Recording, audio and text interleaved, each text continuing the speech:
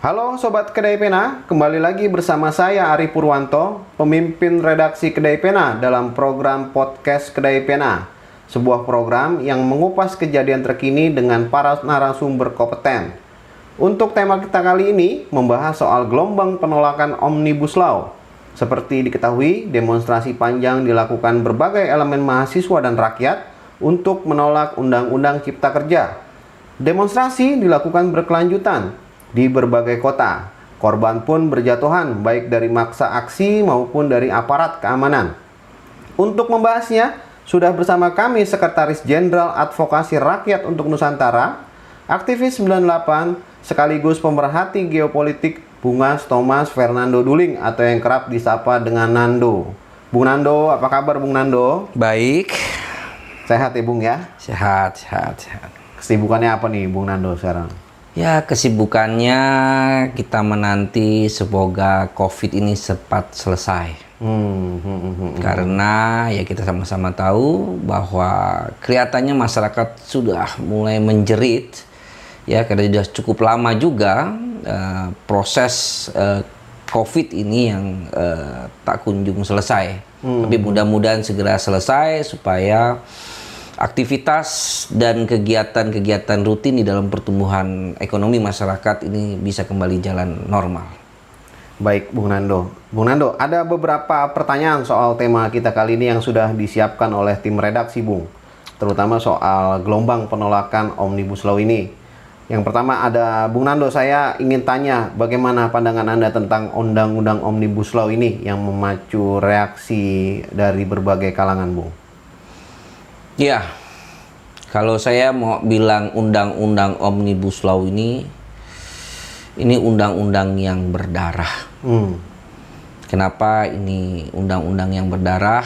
Ya rasa-rasanya ya semua masyarakat telah menyaksikan ya betapa represifnya di dalam proses penanganan terhadap penolakan terhadap Undang-Undang Omnibus Law setelah diketok palu ya oleh DPR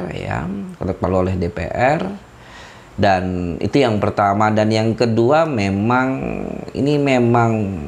karena namanya Omnibus Law ya dibuat begitu sangat cepat jadi seperti itu kan.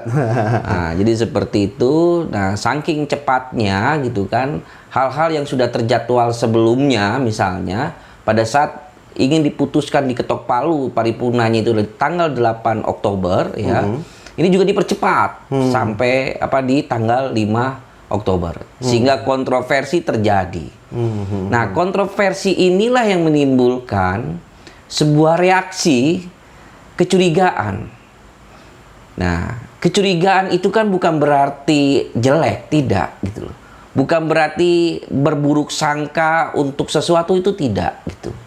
Kenapa? Ya karena berbicara tentang Undang-Undang Omnibus Law ini adalah berbicara mengenai tentang nasib jutaan rakyat Indonesia. Jadi di situ. Kenapa? Karena Undang-Undang Omni ini kan pada dasarnya bukan hanya berbicara tentang satu klaster. Terdiri dari beberapa klaster. Jadi seperti itu.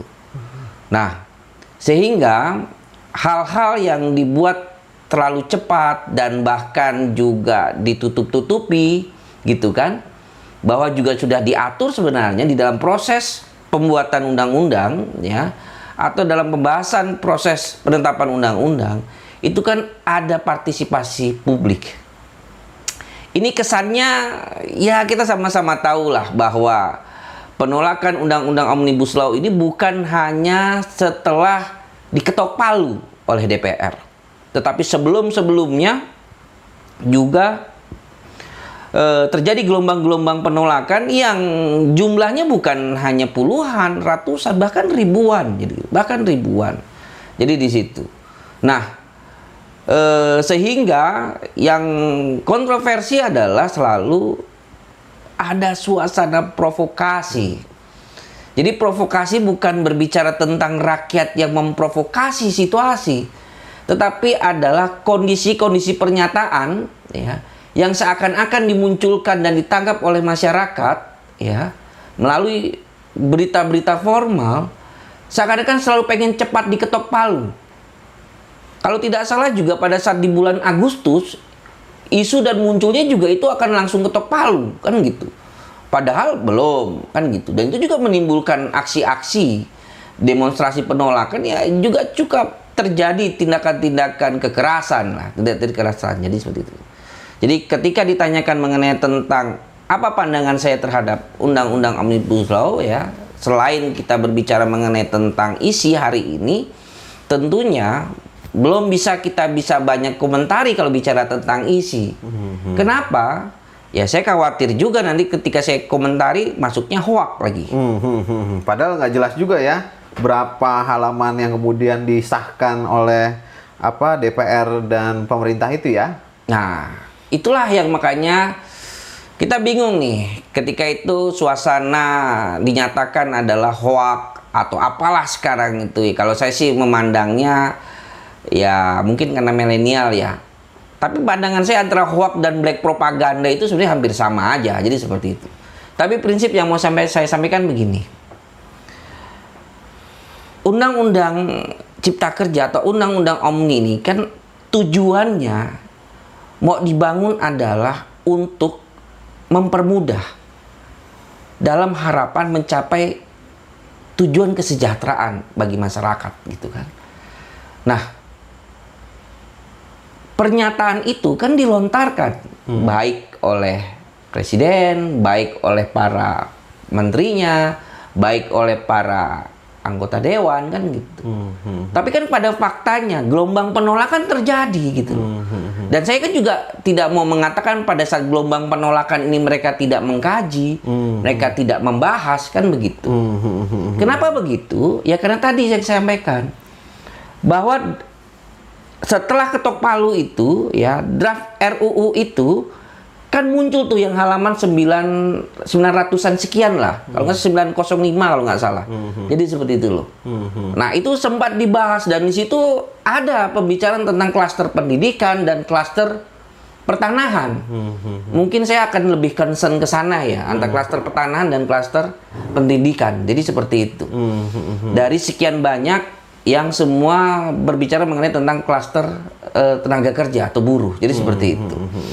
Nah, kenapa saya mengatakan begitu ya? Yang saya sayangkan adalah ketika itu ketok palu pada tanggal 5 dari percepatan tanggal 8 tadi dan terjadi gelombang yang sedemikian rupa, bahkan masyarakat berpikir apakah ini akan terjadi terulang sebuah peristiwa 98 ya yang tidak bisa dilupakan oleh sejarah lah. Jadi seperti itu ya. Presiden baru menjelaskan atau mengeluarkan pernyataan klarifikasi di tanggal 9 Oktober. Jadi gitu loh. Yang dimana dalam klarifikasi Presiden menyatakan salah satu poin yang saya tangkap adalah oh tidak kok klaster pendidikan nggak seperti apa yang diinikan gitu loh. Tetapi itu hanya di wilayah KIK. Jadi seperti itu. Begitu juga mengenai tentang klaster pertanahan. Jadi seperti itu. Ya kan? Nah, yang saya sayangkan adalah itu muncul setelah 6-7-8 Oktober terjadi gelombang demonstrasi yang khususnya adalah berdarah. Jadi gitu. Itulah alasan saya tadi kenapa mengatakan Undang-Undang Omnibus Law ini ketika ditanyakan apa pandangan saya, ya yang pertama saya yang tertancap adalah ini undang-undang berdarah. Padahal tujuannya adalah untuk mencapai titik kesejahteraan gitu. Rakyat berani melakukan tindakan dirinya sampai berdarah, menghadapi tindakan represif dan kekerasan, jadi seperti itu, ya pasti kan ada sebab, gitu. Yang saya rasa bukan hanya sebatas hoak, jadi seperti itu, bukan jadi, hanya sebatas hoak. Gitu. Ada ketidaksinkronan ya antara tujuan dengan pelaksanaan ya, Bung Nando ya, khususnya dalam pembuatan undang-undangnya ya. Ya, karena tidak bisa disalahkan juga ketika kita melihat kronologis dan proses, karena kan proses pembuatan undang-undang itu kan sudah diatur tata caranya oleh undang-undang kan begitu kan, sudah diatur gitu loh. Nah, banyak hal-hal ini yang dilanggar, jadi gitu, dan dianggap dan diabaikan. Apalagi terjadi proses pembahasan di dalam suasana kita yang masih dalam kondisi COVID. Jadi seperti itu. Jadi DPR pada saat itu memprovokasi rakyat untuk berkumpul, berkerumun, karena memang dia khawatir, masyarakat khawatir gitu loh. Terhadap apa yang ada di yang sedang dibahas tentang Undang-Undang Cipta Kerja tersebut ya. Jadi seperti itu. Nah, selanjutnya adalah saya lanjutkan lagi tadi ya. Setelah tanggal 9 Presiden menyampaikan itu, barulah DPR melakukan suatu bentuk penjelasan atau klarifikasi. Saya tidak tahu lah, saya tidak mau masuk ke dalam wilayah itu, tapi dijelaskan bahwa yang diserahkan kepada Presiden setelah ketok palu itu halamannya sekitar 800 sekian atau 812 kalau tidak itu yang salah. Terakhir katanya ya. Ya, seperti itu. Masih katanya itu, Bung ya. Nah, ini masuk sudah sampai kepada Presiden, jadi seperti itu kan memang betul ada mekanismenya, sekian waktu dan sebagainya macam ya. Sebelum sampai akhirnya dikasih kodifikasi atau di undang-undang itu dikasih nomor. Jadi seperti itu ya. Nah, saya tidak tahu apakah ini lambat atau cepat, tapi tidak seperti upaya proses RUU ini menjadi undang-undang gitu loh. Jadi gitu. Ketidakpastian situasi ini itu juga akhirnya malah menimbulkan kecurigaan-kecurigaan masyarakat ya, atau kelompok-kelompok atau gerakan-gerakan, dan akhirnya baik mahasiswa, baik pelajar, baik buruh, komponen-komponen serikat-serikat petani dan yang lainnya, LSM-LSM yang lainnya, jadi seperti itu, melakukan penolakan-penolakan, dan gelombangnya itu bukan gelombang surut, tapi gelombang bagaikan gelombang bola salju gitu loh. Saya khawatir gelombang bola salju ini akhirnya menjadi ruang yang dimana saya sempat sampaikan ke beberapa kawan-kawan, negara Indonesia ini adalah bukan negara yang merupakan berdinding tembok. Jadi seperti itu. Tapi melainkan Indonesia ini bersama juga dengan negara-negara lainnya yang merupakan menjadi warga negara dunia, ini adalah berdinding kaca. Jadi gitu, berdinding kaca. Artinya ketika ini adalah merupakan ruang dinding kaca, suka atau tidak suka, hari ini Indonesia di dalam situasi internasional ya, itu bukan berada dalam posisi taktis terhadap polemik yang sedang terjadi di Laut Cina Selatan. Jadi di situ saya khawatir undang-undang yang terulur-ulur ini gitu kan, terulur-ulur ini proses waktunya, bila tidak segera dikeluarkan seperti apa itu hasil dari paripurna DPR ya, yang sudah sampai kepada Presiden ya, ini adalah menjadi ruang proksi. Ini menjadi ruang proksi. Jadi seperti itu. Nah, Bung, tadi Bung sempat senggol soal proksi. Nah, sebagai pakar geopolitik internasional, apa kaitannya antara undang-undang ini dengan proksi tersebut, Bung? Bisa dijelaskan lebih mendalam? Iya, kenapa tadi saya sempat menyinggung tentang proksi? Ya, sebenarnya kan proksi ini juga rasa-rasanya bukan suatu hal menjadi rahasia umum ya. Karena saya juga sempat mendengar beberapa tentang pernyataan-pernyataan proksi. Ya, salah satunya adalah Menhan kita pada saat di era pemerintahan Jokowi di tahun 2019 ya, sebelum berakhir ya. Itu kita masih memiliki Menhan dari Pak Ria Mizar Triakudu ya. Karena dia juga sempat menyampaikan Indonesia berada di dalam potensi bahaya proksi, jadi seperti itu ya. Nah, pengertian yang coba saya mau tangkap mengenai tentang proksi di dalam proses dinamika Undang-Undang Cipta Kerja ini ya. Sekali lagi selalu saya mengatakan undang-undang yang berdarah. Jadi seperti itu ya. Karena konflik yang berpanjangan ya, terus sesuatu yang digantung, ya, saya melihatnya situasinya digantung gitu. Nah, ruang ini adalah ruang yang memiliki potensi kita berada di dalam wilayah proksi. Kenapa? Kenapa begitu? Karena Indonesia hari ini itu tidak berada di dalam posisi di luar dengan kondisi permasalahan yang sedang terjadi di Laut Cina Selatan. Jadi seperti itu. Yang dimana kita sama-sama tahu hari ini bukan meredup, tapi semakin memanas. Bergelombang ya, menggelembung ya. Iya.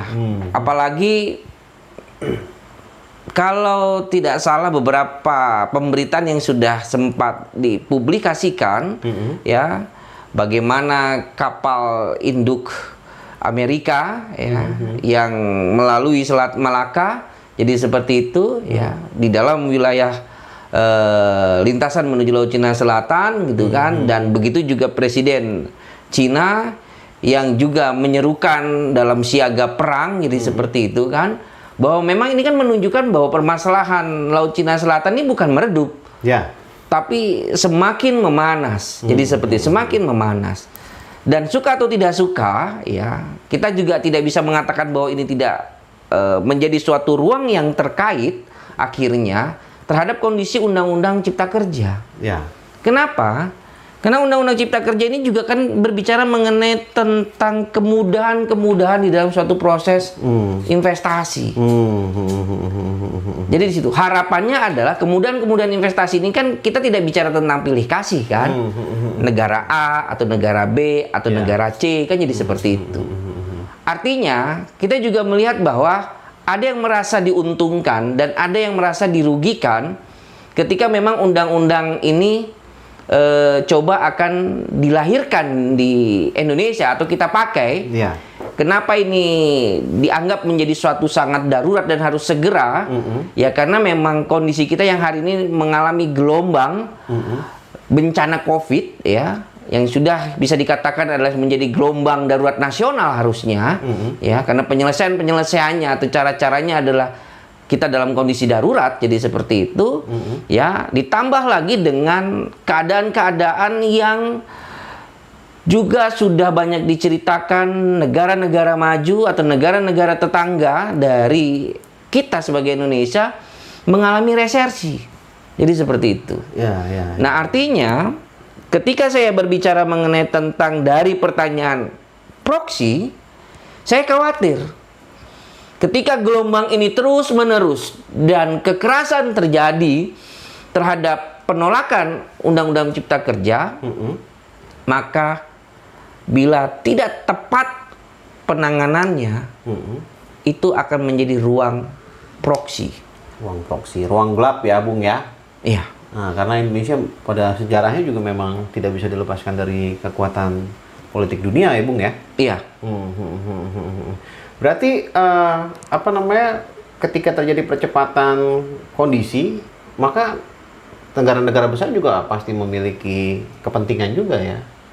Ya bisa saja kemudian kejatuhan rezim atau yang lain-lain bukan tidak hanya sebatas demo saja ya, Bung ya.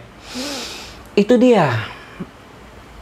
Karena ya beberapa kali saya selalu juga menyatakan adalah kenapa sih suatu gerakan penolakan, perlawanan yang dilakukan oleh kelompok-kelompok mahasiswa ataupun buruh gitu ya, ataupun kelompok-kelompok petani di dalam penolakan ini, saya mencium selalu dikait-kaitkan bahwa ada indikasi konflik kekuasaan. Ya. Jadi seperti itu. Yang selalu saja seakan-akan akan terjadi suatu pengulangan-pengulangan sejarah bahwa konflik-konflik ini berakhir kepada perebutan kekuasaan. Jadi seperti itu. Kalau menurut saya, siapapun presidennya hari ini, selama aturannya adalah masih sama, ya presiden akan menjalankan aturan itu. Presiden akan menjalankan aturan itu. Maka bila menghendaki suatu perubahan dari suatu tindakan-tindakan yang ada hari ini adalah ya rubah sistemnya, aturannya, yang membuat akhirnya aturan-aturan ini jauh dari kesejahteraan masyarakat. Jadi seperti itu. Nah, Kalau kita masuk kepada ruang itu yang juga tidak menjadi rahasia umum hari ini, ya, di dalam era-era kekuasaan sebelumnya, tidak sedikit juga undang-undang ini jauh tidak memiliki nilai kepentingan kepada rakyat. Jadi gitu loh.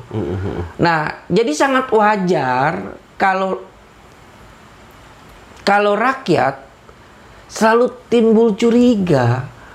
Karena setiap undang-undang yang diketok awalnya baik, tapi akhirnya setahun, 2 tahun, 3 tahun setelah itu berjalan, barulah terasa tercekik. Jadi seperti itu loh. Jadi aturan yang diharapkan untuk ini bisa berjalan baik, tapi tidak maksimal dalam aplikasi di lapangannya. Jadi seperti itu. Lalu bagaimana Anda melihat masifnya penolakan demonstrasi Undang-Undang Omnibus Law? Apakah ada yang salah sehingga terjadi bentrok di mana-mana? Lalu apakah aparat keamanan sudah menjalankan peran dan fungsinya masing-masing, Bung? Ya, ini menarik nih. Dan kalau di medsos hari ini ya, menjadi tren bener ya. Suatu pemberitaan itu malah lebih tren media sosial. Ya, kita melihat ada suatu perubahan penanganan aksi demonstrasi penolakan Undang-Undang Cipta Kerja, yaitu kemarin pada tanggal 20 ya, dengan baik yang telah dinyatakan oleh Pangdam maupun oleh Kapolda ya, yang tidak kurang lebih bahwa aksi tanggal 20 bisa dikatakan kondusif di ibu kota ya, di lingkar wilayah Istana ya, radius ring 1 Istana. Jadi seperti itu, dan terlihat sekali perbedaan penanganan yang terjadi sebelum-sebelumnya di tanggal 6, 7 dan 8 dan efektif. Mudah-mudahan ini adalah efektif. Ya, mudah-mudahan ini adalah efektif ketika memang penanganan demonstrasi itu dilakukan dengan cara-cara manusiawi dan humanis ya. Jadi seperti itu loh. Dan itu yang coba saya tangkap dari apa yang disampaikan oleh Pangdam. Ya. Dan begitu pula saya juga mau menceritakan ada salah satu kelompok gerakan mahasiswa, itu tidak salah adalah adik-adik komando, yang mereka long march dari UMJ mau menuju ke istana pada saat itu ya, karena kekuatannya hampir ribuan, bahkan bisa dibilang hampir di atas 10.000 ya. Mereka long march, mereka didampingi ya oleh Dandim, oleh Kapolres Jakarta Selatan yang juga turut serta long march ya. Dan pada saat barisan ribuan atau puluhan ribu itu lewat di Pondok Indah Mall atau rute Pondok Indah sampai masuk kepada Radio Dalam, itu kondisinya aman. Jadi gitu. Tidak ada itu situasi yang tegang antara mahasiswa terhadap Polri gitu kan. Begitu juga terhadap TNI, yang hari ini memang posisi TNI yang sudah cukup efektif ketika bicara tentang profesional mereka, atau hari ini yang berbicara sebagai TNI sebagai tentara rakyat. Jadi seperti itu. Nah, itu yang juga saya lihat hari ini, tepatnya kemarin tanggal 20 di dalam proses penanganan demonstrasi penolakan baik oleh mahasiswa, oleh buruh maupun pelajar. Ketika marinir tanpa harus dengan kekerasan dan sebagainya macam gitu kan. Dan begitu juga pada saat kalau pernyataan Kapolda adalah bukan penangkapan tapi mengamankan yang tidak kurang lebih jumlahnya adalah 33 itu pelajar ya. Jadi seperti itu, terlihat sekali dalam rekaman itu, dalam proses penangkapannya tidak sama seperti apa yang terjadi di tanggal 6, 7, 8 yang represif gitu loh. Yang mengakibatkan akhirnya undang-undang hari ini mau tidak mau kena stempel ya adalah undang-undang yang berdarah.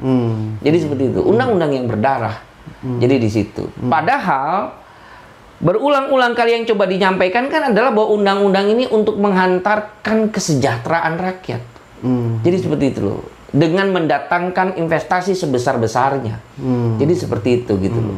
Nah, ketika ini mendatangkan investasi sebesar-besarnya, ya hari ini harusnya pemerintah juga sangat paham rasa-rasa kecurigaan terhadap masyarakat yang hari ini kan bukan tidak baru pertama masyarakat kita itu mengalami suatu hal yang namanya investasi, ujung-ujungnya adalah hanya ketertindasan, hanya kesulitan yang kita terima gitu loh, atau rakyat terima, jadi seperti itu loh. Jadi di situ. Jadi antara apa yang ingin dicapai, tetapi prosesnya berdarah, apapun cerita, saya khawatir. Bila terus-menerus penanganannya adalah sama seperti hanya tanggal 6, 7, dan 8, ya, dan ini tidak bisa dikembang di metodologi dengan baik, penanganan tanggal 20, saya mengatakan bahwa itu akan menjadi potensi ruang proksi. Ya mungkin juga ketika polisi dan tentara sudah berlaku humanis, sehingga menimbulkan sebuah empati atau simpati dari mahasiswa atau rakyat, itu akan juga membuat elemen-elemen tersebut menjadi bersatu, dan ini baik untuk menangkal dampak buruk dari proksi, mungkin itu Bung ya? Iya, karena tadi maksud saya sampaikan, kita sebagai negara Indonesia hari ini bukan sedang hanya mengalami permasalahan di dalam negeri saja. Bahkan bisa dikatakan kurang lebih permasalahan-permasalahan yang terjadi di Indonesia, rasa-rasanya indikasi-indikasi dari kaitan permasalahan internasional hari ini, konflik di Laut Cina Selatan, ya, itu memiliki kaitan. Jadi seperti itu. Dan jangan dikatakan bahwa itu tidak ada kaitan. Terlepas itu positif atau terlepas itu negatif. Karena proksi ini bukanlah hal yang baru atau fenomena baru, itu bukan gitu loh. Proksi, pengetahuan saya, pertama kali saya mengetahui tentang proksi, itu adalah sebenarnya pernah terjadi di dalam proses perang dingin. Jadi seperti itu. Yaitu adalah bagaimana penguasaan atau memperluas pengaruh ideologi ketika itu di dalam blok barat dan blok timur terhadap negara-negara berkembang atau negara-negara yang disebut dengan dunia ketiga, yang baru tumbuh atas kemerdekaannya atau yang baru muncul dari proses-proses kemerdekaannya. Jadi seperti itu. Nah, dalam sejarahnya memang persatuan nasional memang diinisiasi oleh elemen-elemen itu, rakyat, pemuda, tentara, polisi, akademisi, memang seperti itu, Bung? Ya. Karena apapun ceritanya, sebelum Indonesia merdeka, kita sama-sama paham, sama-sama tahu, ada yang namanya Sumpah Pemuda. Saya berharap, dan saya juga sudah mendengar, bahwa akan kembali terjadi gelombang demonstrasi, ya, baik itu penolakan, baik itu suatu tuntutan terhadap dikeluarkannya Perpu terhadap penolakan Undang-Undang Omnibus Law ini. Jadi seperti itu ya. Saya berharap bahwa 28 Oktober harus ada suatu kemasan yang baik, tidak kurang lebih apa yang seperti terjadi di tanggal 20 kemarin ya. Sehingga bahwa kemasan itu adalah upaya-upaya kepentingan-kepentingan yang jauh dampaknya terhadap proses kedaulatan kita sebagai bangsa, ya, kedaulatan kita sebagai bangsa yang akan dijadikan ruang proksi, ya, itu dapat teridentifikasi secara baik, terindikasi secara baik. Jadi seperti itu.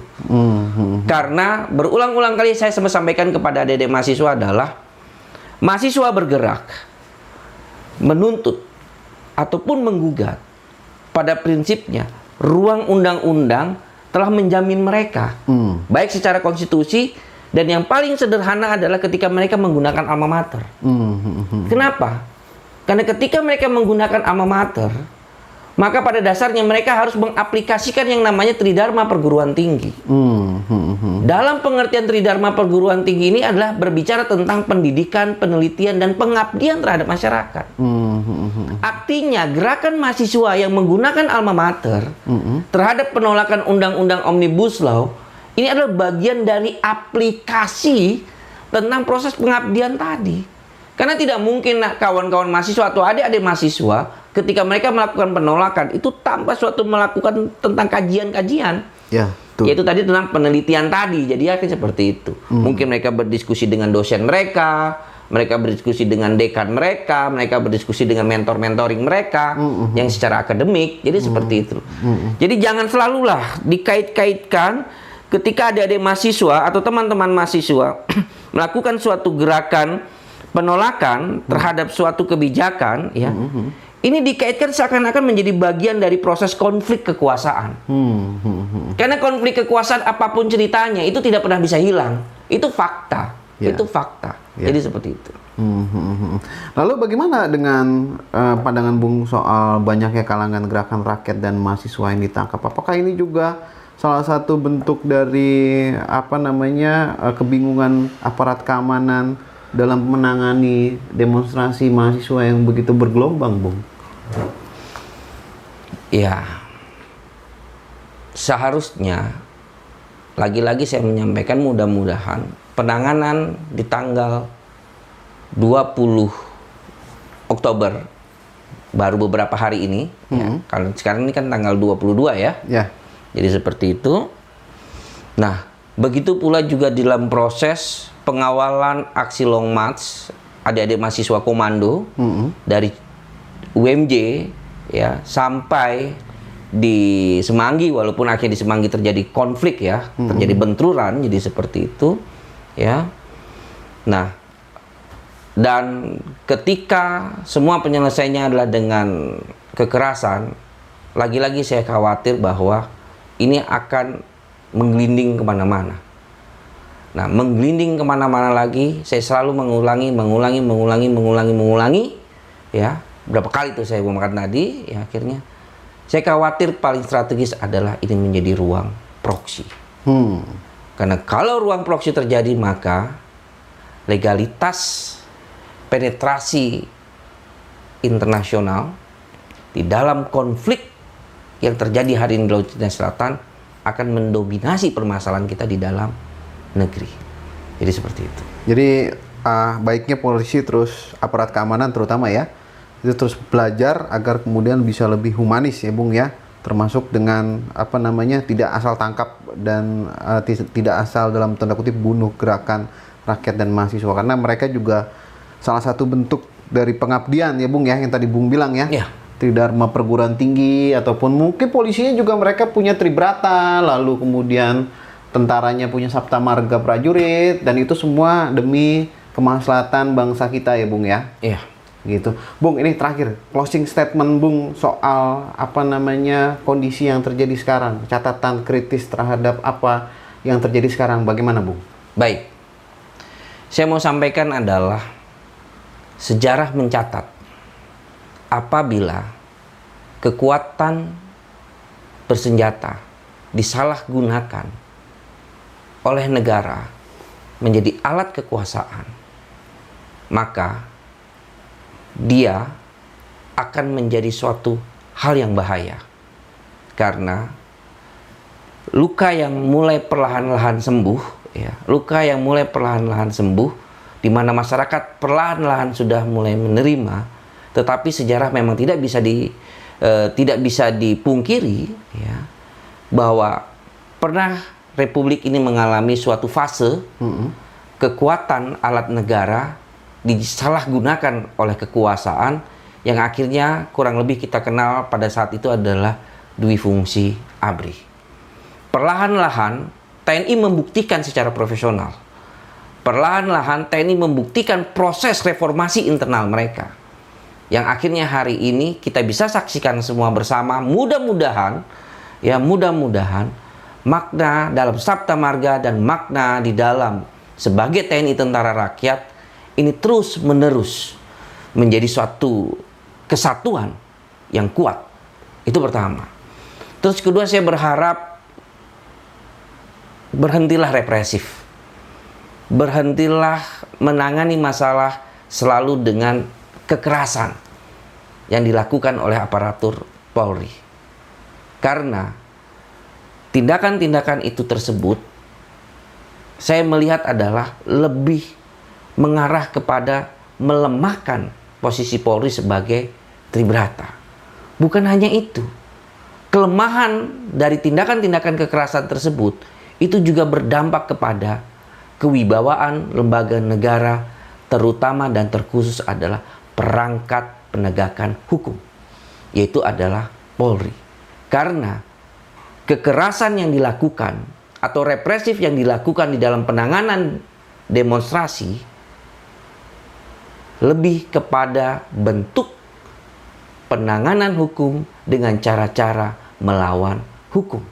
Karena undang-undang tidak mengatur itu. Bahkan peraturan Kapolri tidak pernah membenarkan adanya tindakan kekerasan. Dialog, komunikasi. Jadi seperti itu, dialog dan komunikasi. Karena yang sedang dihadapi ini adalah bukan pemberontakan. Karena yang dihadapi ini adalah bukan suatu yang ingin melakukan perebutan kekuasaan, tidak. Yang sedang dihadapi itu adalah anak-anak bangsa, yaitu adalah mahasiswa. Mungkin saja itu anaknya, mungkin saja itu adalah adiknya, mungkin saja itu adalah keponakannya. Dan mau tidak mau, situasi dan kondisi yang ada, saya berharap bahwa Polri dalam tindakan kekerasan bila terus-menerus terjadi, saya khawatir Polri lah yang akan membentuk menjadi dui fungsi Polri. Dan itu berbahaya. Saya berharap bahwa Polri tetap dan harus memastikan dirinya sebagai Tribrata, dan TNI hari ini sudah membuktikan dirinya sebagai kekuatan tentara rakyat, ya. Maka mahasiswa dengan Tridharma perguruan tingginya, TNI dengan Sabta Marga dan tentara rakyat, Polri dengan Tribratanya menjadi satu kesatuan menghadapi bahaya yang paling strategis, yaitu Indonesia berada di dalam kondisi proksi.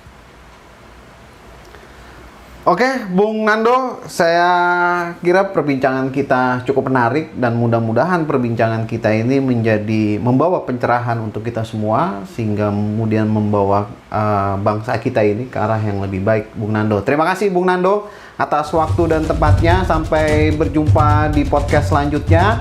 Untuk Sobat Kedai Pena, demikianlah perbincangan kita kali ini. Semoga bisa membawa perubahan, membawa pencerahan. Sampai jumpa di podcast kita selanjutnya. Tetap merdeka!